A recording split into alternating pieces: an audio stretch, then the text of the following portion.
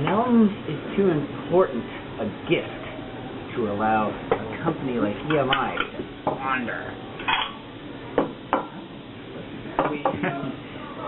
If we were to, let's just speak hypothetically. Yeah. Let's say we were to put this album out on EMI. What would happen to it? Yeah, I feel like putting it out with EMI would be using the phrase "putting out" very euphemistically. Yeah. I don't want to spook any bands that are currently on EMI, but your record's not coming out. Like, put it out. I think when they put it out, it's like when you put out a fire. So it's not the way that you want it to be put out. Whereas now, we found a great little New York label called Master Swan Recording. Surprised it took us so long to discover it since we run it. Just never occurred to us to mix business and pleasure. The label's always been a pleasure hobby for us, whereas making music is business. But finally we were like, you know what? Fuck it. Live the dream. Live the dream. Don't just sleep it away. Yeah. I think the release of this record came at a happy confluence of our contract being up for negotiation with EMI and EMI being crumbling empire, and part 3, us wanting this record to come out. Right. Yeah. Those 3 things made our choice clear. Master Swan Recording was the only label for us, the only one that responded to our call. Sure. Yeah, I don't think it's any coincidence that James Murphy is breaking up LCD Sound. Just he knows no more records can ever come out on EMI.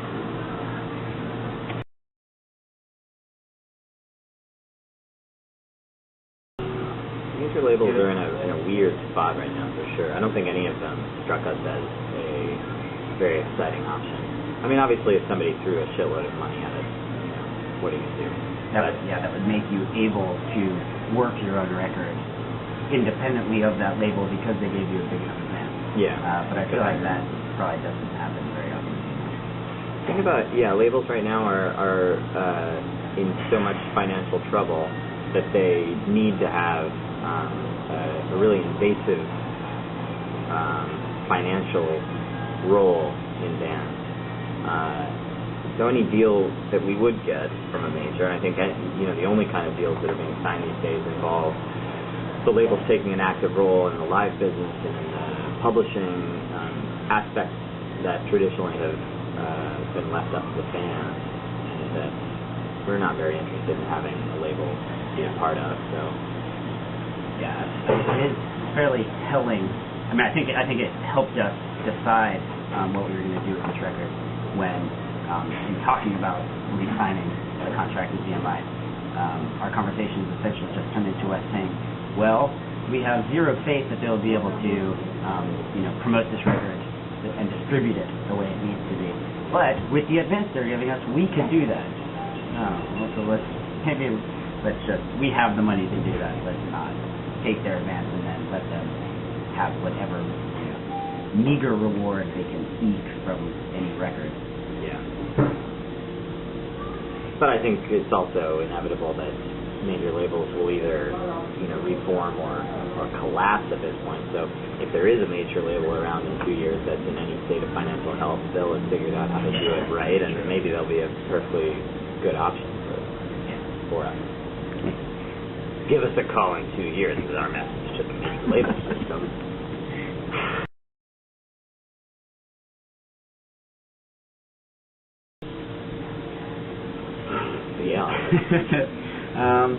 Barbara is very real to us, but there's no specific Barbara that is being referenced. Our idea was that we wanted to not have a real world, dignified person be the namesake of the record. I think our idea was that we wanted a name that was very, familiar, so that it would be like we didn't want a funny woman's name, but we wanted it to be a name that probably not many people had in their lives. Yeah. Turns out a lot of people do know Barbara, though. We didn't quite do the research. We didn't do research on a person by person basis. I think if we would have had to have gone with an antiquated name, which would have had its own baggage. Yeah, exactly. Is that like Roswitha or something like that? No one knows, very few people know of Roswitha, but it also, people are like, what, is that a name? Right. Even? Let's go.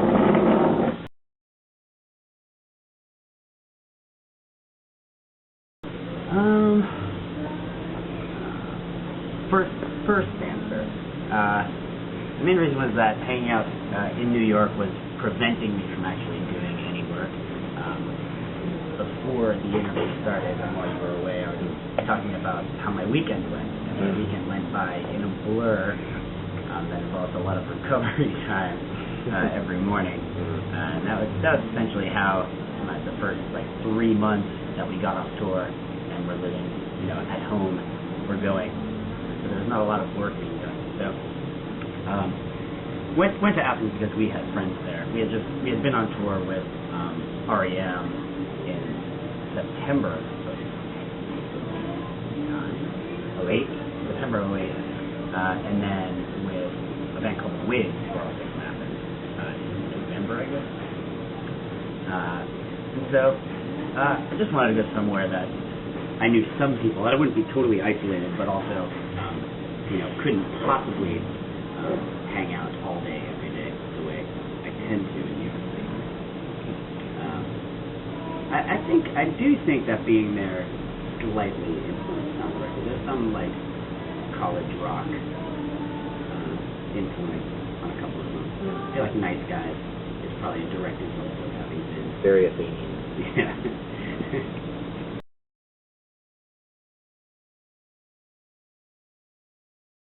We do great British accents.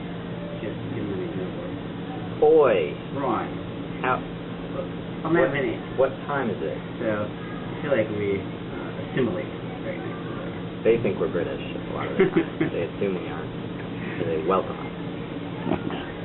I think British radio also is a pretty different beast than American radio is.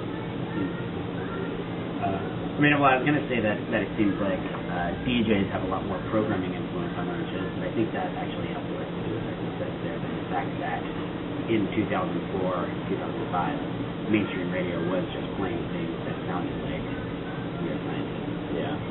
America kind of never really did at all. Yeah, that was like new metal, the end of the new metal days. The end of the new metal days? Well, you listened to rock radio in America recently? It's still going strong, my friend. Really? I haven't listened to American modern rock radio. But now on American rock radio, they play like Lady Gaga. That's on rock radio, or is that just so it's just King of Leon? They play King of Leon's record on repeat.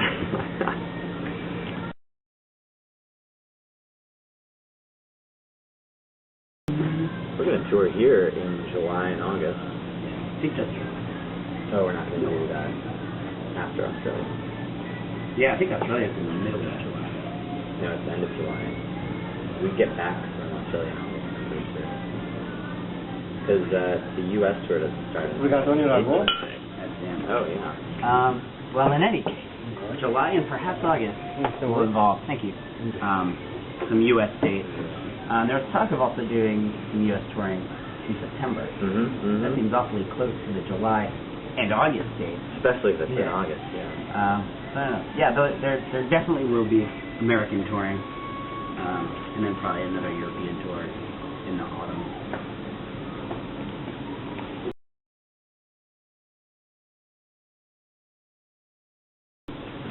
There definitely won't be another called Steve Wants His Money. Sort of wrapped up the Steve's Money situation at the end of that show. But yeah, we have been talking intensively about doing a different show, not involving Steve, or, and this is outside of the storyline, any money. No money involved. It would take place in a communist system. So that's the only thing we really know, concept-wise. We would be the stars, we know that. We would be stars. So hopefully, yeah, we're talking to them about it. That'll probably happen in the autumn as well.